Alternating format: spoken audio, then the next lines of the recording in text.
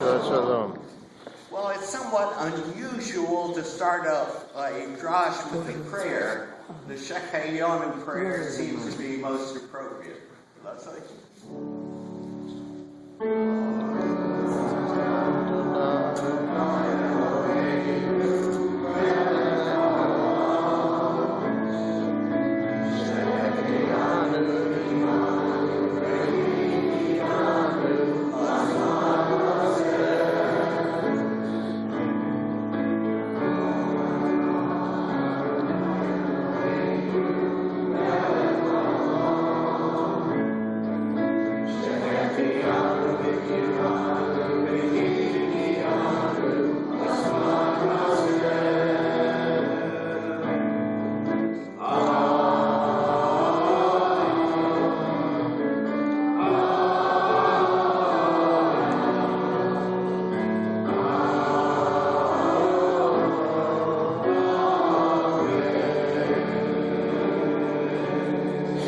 Blessed art thou who hast permitted us to reach this moment.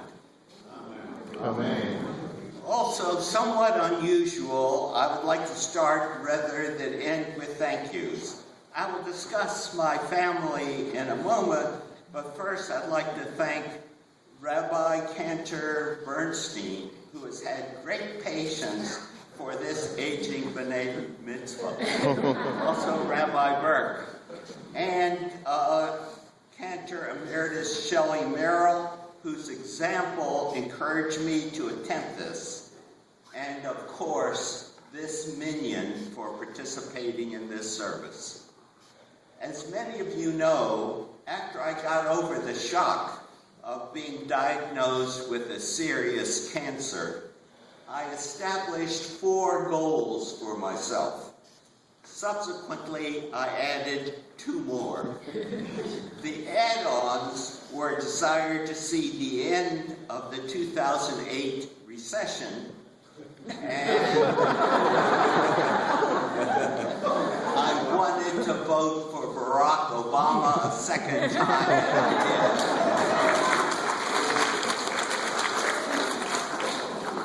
The original 4 goals obviously started with the desire to survive 5 years, the benchmark for what is considered a cure of cancer. And this milestone passed 2 years ago. Yeah. Second, I wanted to ski free at Mammoth Mountain. It requires you to reach the age of 80 and still be skiing. I've been doing that for 3 years. Last year, I bought a new pair of skis.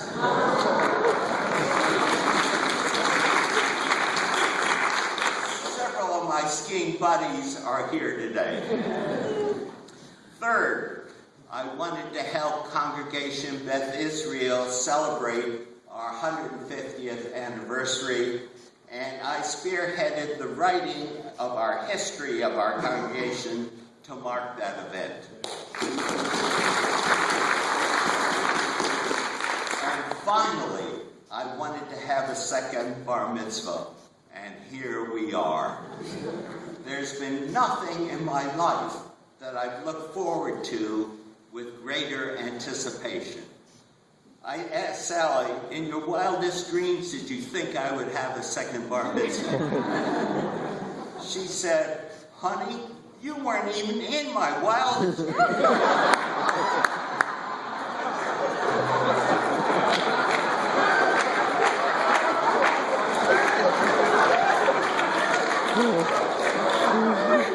That puts everything in proper perspective. A bar mitzvah for a 13-year-old has a clear meaning. It is a celebration to mark a child's reaching the point of being able to discern moral values for oneself and to begin to be responsible for one's own decisions. But what is the purpose of the second bar mitzvah? I believe it is time for reflection. That is a time to strike a trial balance before the great reckoning yet to come. How moral a life have you been living? What contributions have you made to your family and society? I decided to treat this drosh as if I was being interviewed. The interviewer might ask, how well have you been managing your 7-decade journey since reaching the age of responsibility? Let's start with your first Bar Mitzvah. How did it go? Well, I have lived a blessed life. That is obvious since I'm standing before you on my 83rd birthday. Many wonderful things and exciting things have happened to me, but my first Bar Mitzvah was not one of them. I was studying for my Bar Mitzvah with 2 cousins. One, Mel Tapper, is here today. It was wartime in Washington, D.C. in December of 1942. There were very few people in the small Orthodox shul, a Gutachim on Quackenbaugh Street. The sanctuary had been carved out of the downstairs of a modest residential house in a block of modest residential houses. I was not permitted to read from the Torah. I recited my maftir from memory, and there was no party for me afterwards. My father's family from Baltimore, Maryland, did use part of their precious gas rations to drive to Washington, D.C. on Sunday to participate in my mother's cooking. No real fuss.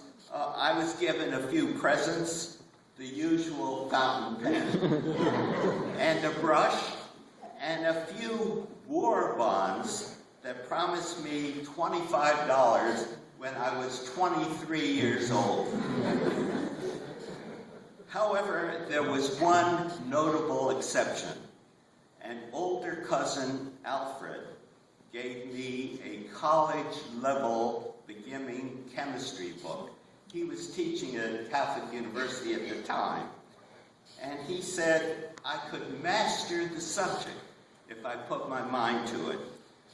We remained friends during his entire lifetime, and his sister-in-law, P. Robertson, is here today. One of the notable blessings of my life occurred during my undergraduate days studies at the University of Michigan.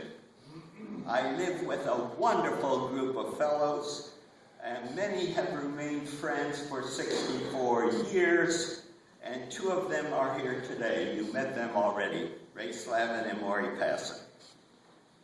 The next question to me might be, what were some of the highlights of your life? Without question, the first, my decision to crash a wedding of a friend in Washington, D.C. in 1953 comes first to mind. I assumed I would have been invited to the wedding if my friend the groom had only known that I'd returned to town just 2 days earlier. It was at this wedding that I met Sally Kirsty, and my life was never the same, and much for the better. None of my accomplishments were done alone. Sally has been my constant companion. She vowed, where you go, I will go, and she has. Sally is truly a woman of valor. Our union has been blessed with 2 wonderful children, Leonard, born in Boston, and Jason, born in New Haven. 2 blessings in my life came wrapped in challenges. The first occurred during the summer of 1953, after being engaged to Sally, but before the wedding. It came in the form of a letter from draft board number 4, informing me that my student deferment was revoked and I should prepare to enter the Army. The prospect was not too inviting. Being a low-level grunt didn't seem to me to be the optimal way to start a marriage. Hence, I explored what officer programs might be available, and I chose to enlist in the Marine Corps. It was one of the better decisions of my life. I'm not so lean, not so mean, but I'm still a Marine.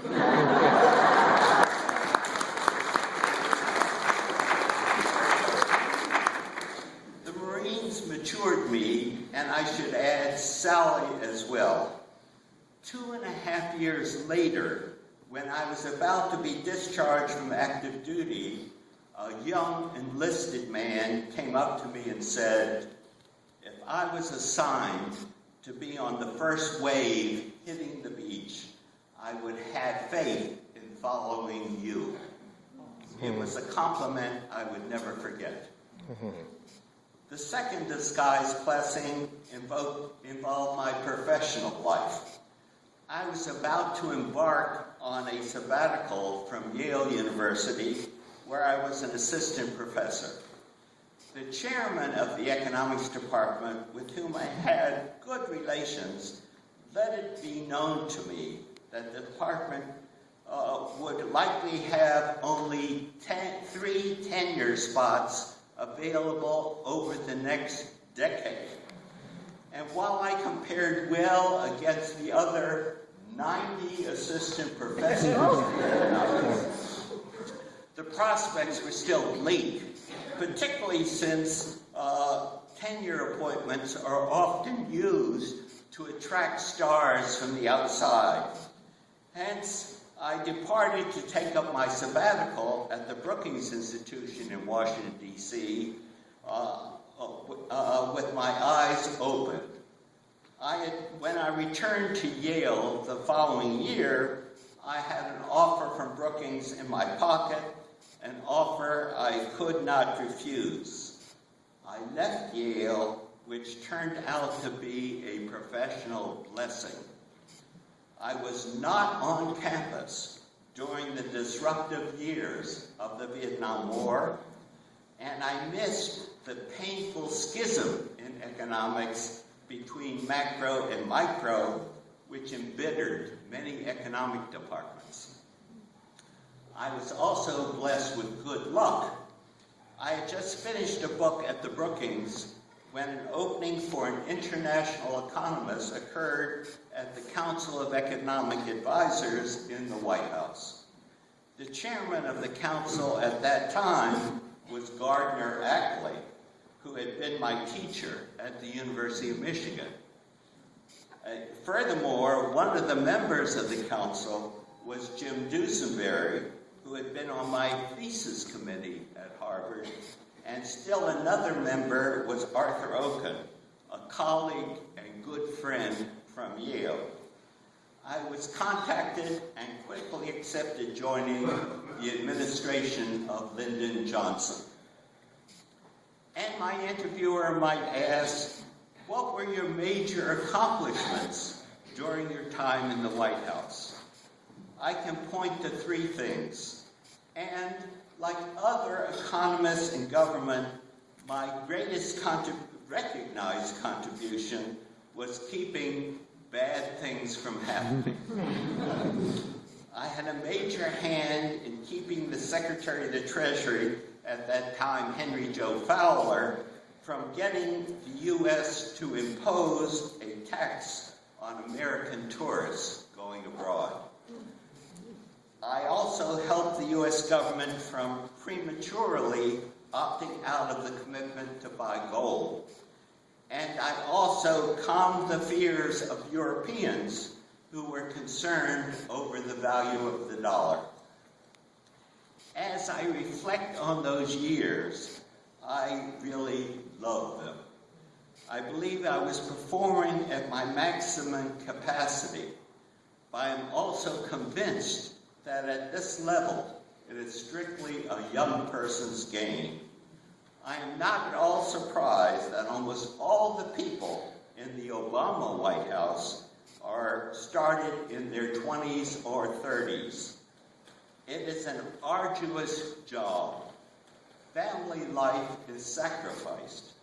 For 4.5 months between October 1967 and February 1968, I did not get a single day off. Every weekend, my birthday, Sally's birthday, our anniversary, Thanksgiving Day, Christmas Day, New Year's Day, were all spent in the office. When returning to the office after finally taking a long weekend break in February, I was greeted with, "Well, the Playboy has returned." I have read and studied the Torah, the attributes of Abraham, and I am no Abraham. But I had a Lech Lecha experience. I was invited to join the faculty of the University of California in San Diego, a place that I did not know. We had to leave Washington, D.C., a place where Sally had been born, where I grew up, and where our parents and our son Jason lived. There's no way to say this without sounding a bit arrogant. The founders of UCSD in 1960 vowed it would be no ordinary university, but a place of excellence.